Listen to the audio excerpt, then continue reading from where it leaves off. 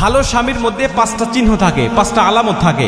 আপনার স্বামীর মধ্যে যদি এই 5টি চিহ্নর কোন একটা চিহ্ন যদি আপনি দেখতে পান, তাহলে বুঝে নিন যে এটা স্বামী নয়, বরং আল্লাহর পক্ষ থেকে ডাইরেক্ট আপনার জন্য নিয়ামত হিসাবে আল্লাহ পাঠিয়েছে।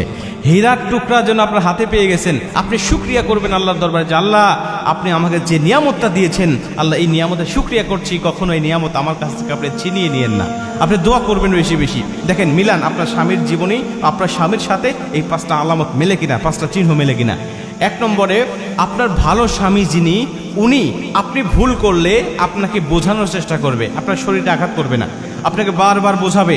আপনি যদি না বোঝেন, প্রয়োজনে আপনার সাথে একটু রাগারাগি করে আপনার বিছানা আলাদা করে দিয়ে আপনাকে বোঝানোর চেষ্টা করবে, আপনার শরীরে আঘাত করবে না, আপনাকে ডিভোর্স দিবে না। এটা হলো ভালো স্বামীর লক্ষণ। আপনি তাও যদি না বোঝেন, প্রয়োজনে আপনাকে পারিবারিক একটা বৈঠকের মাধ্যমে আপনাকে বোঝানোর চেষ্টা করবে, তবু আপনাকে আলাদা করবে না, আপনার শরীরে আঘাত করবে না। আর যারা খারাপ স্বামী, ওরা কিছুতে মানে একটু থেকে আর একটু হলেই, পান থেকে চুন খুসলেই মুহূর্তের মধ্যেই তার শরীরে আঘাত করা শুরু করে দেয়, একেবারে জখম করে দেয়।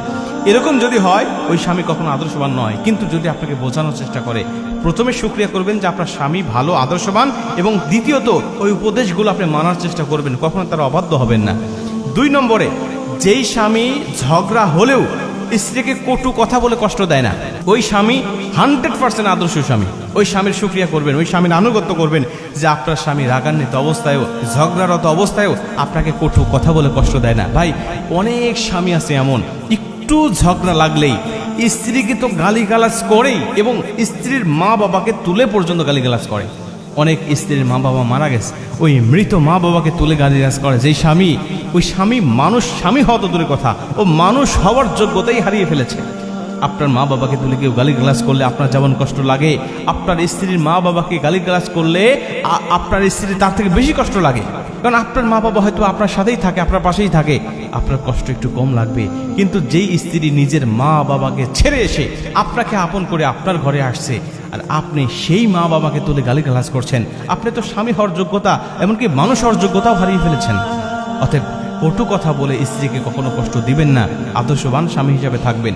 এবং 3 নম্বরে, যেই স্বামী নিজে যা খায়, যে মানের খায়, ওই মানের খাওয়ানোর জন্য চেষ্টা করে, ওই স্বামী ভালো স্বামী।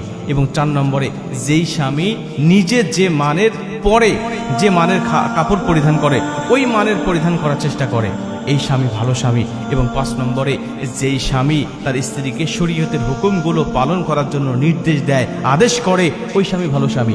অনেক স্বামী আছে নিজে নামাজ পড়ে, স্ত্রীকে বলেই না, নিজে ভালো থাকে, স্ত্রীকে ভালো করতে বলে না, নিজে ফজরের সময় উঠে মসজিদে যায়, স্ত্রীকে ডাক দেয় না, এই স্বামী আদর্শবান নয়। আর যেই স্বামী ফজরের সময় স্ত্রীকে ডাক দিয়ে তুলবে, নামাজ পড়াবে, প্রিয় মা, প্রিয় বোন, রাগ করবেন না, কষ্ট করবেন না, মনে নেবেন যে আল্লাহ পাকের নিয়ামত আপনার ঘরে আছে, আপনি সঙ্গে সঙ্গে উঠে নামাজটা আদায় করে ফেলবেন।